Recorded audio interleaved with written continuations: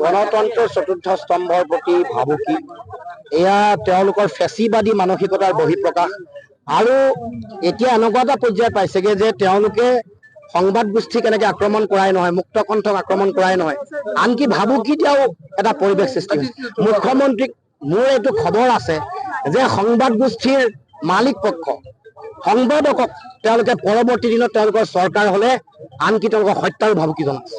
এই কথা পৰৱৰ্তী দিনসমূহত প্ৰকাশ কৰা হ'ব আৰু এইবোৰ কথা আমাৰ খবৰ আছে।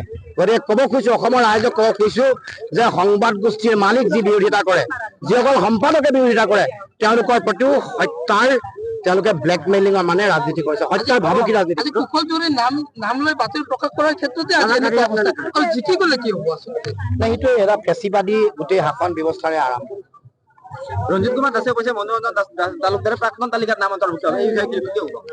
এইবাৰ প্ৰাক্তন মন্ত্ৰী হিচাপে মানে প্ৰতিষ্ঠা হ'ব এবাৰ ৰঞ্জিত দাস। নিমাতী কন্যা মন্ত্ৰী হিচাপে ইতিমধ্যে তেওঁৰ নাম জনাজাত।